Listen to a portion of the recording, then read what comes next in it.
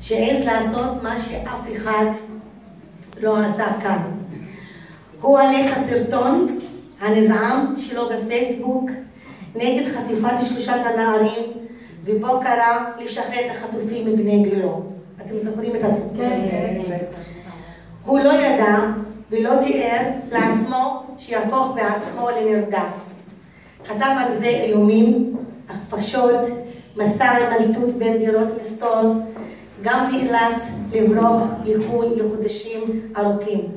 אם מי שפספס תוכנית עובדה, שביל הבריכה, אם מעניין אתכם, מסקר אתכם לראות את זה, זה ביוטיוב, שביל הבריכה, תוכנית עובדה, תרשמו מוכן לעזור לי, ואתם יכולים קצת לראות מה שעברתי, וזה אפס, זה נקודה בים.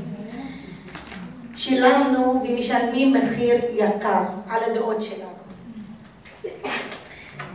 אני נאלצתי לעזוב מדירה לדירה, עברתי מכות, איומים בתוך הבית, מכות מבעל הדירה שהתגוררתי אצלו, על ככה שתליתי את דגל ישראל. מספר פעמים הייתי בסכנת חיים של ממש, כמובן זה לא הרתיע אותנו, מתוך אמונה שצריך ללכת עם האמת שלי עד הסוף. לא הפסקנו לרגע את הפעילות שלנו בהסברה ישראלית בארץ ובחו"ל. אחד מהם היה בלונדון באיחוד בתי כנסת ביונייטד סינגון. אני מגדירה עצמי ערבייה, מוסלמית, ציונית, ליכודניקית, ישראלית, גאה.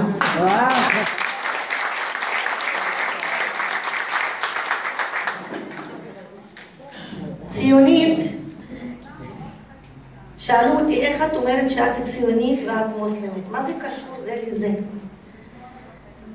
ציונית זה אומר שאני תומכת ומאמינה באמונה שלמה בזכות העם היהודי שיהיה לו מדינה עצמאית בארץ הקודש, ארץ ישראל, שהיא מדינת העם היהודי ולא של עם אחר, וזה זכות ולא חסד.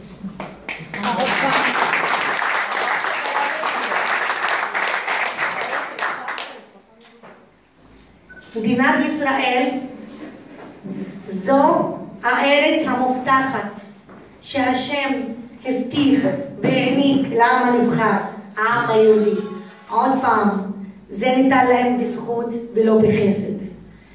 העם היהודי סבל במשך כל ההיסטוריה, וגם בימים האלה, לצערי, רדיפות רצח עם. עד עכשיו, הרבה מדינות סביבנו מעוניינים בהשמדת העם היהודי במדינת ישראל. עד עכשיו, צמאי דם יהודי מחפשים כל יום טרף יהודי חדש. 6 מיליון יהודים נשמדו, נשרפו, רק בגלל שהם יהודים. אז מגיעה להם מדינה משלהם, על מנת להגן ולשמור משואה נוספת. למרות כל הסבל, ככה אני מאמינה, למרות כל הסבל וניסיון השמדת עם, העם היהודי הוא כבוד לכל האנושות. העם היהודי נלחם ומחפש על שלום. דגל המדינה הוא הדגל שלי. שירת התקווה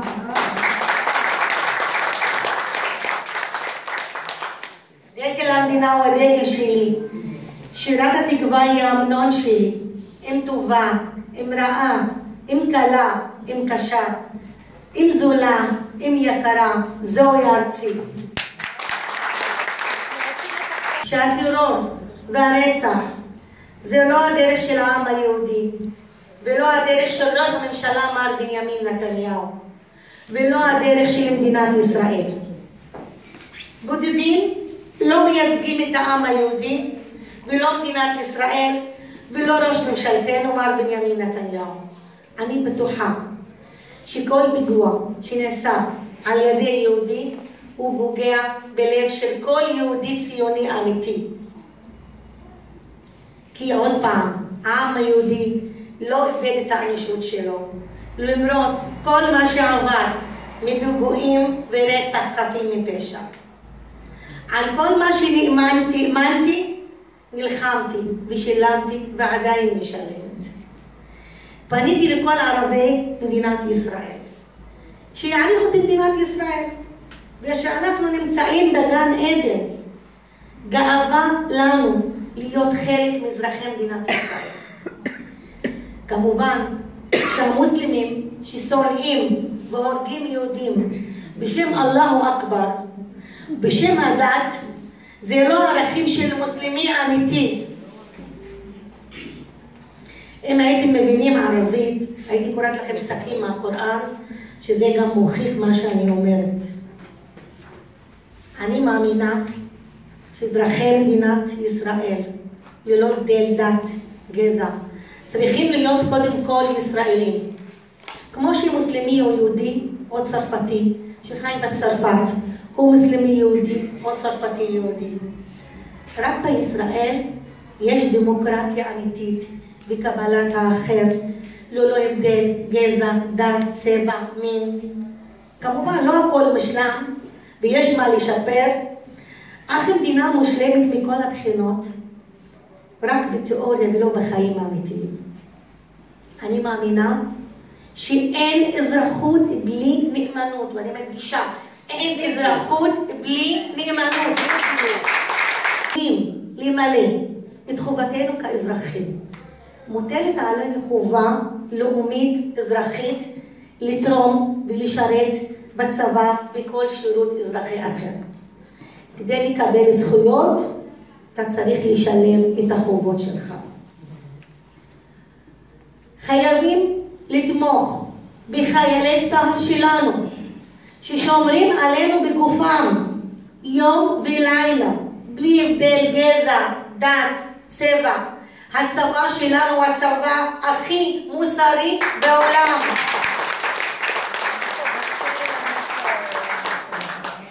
הם הילדים של כולנו. אנו חייבים להגן עליהם.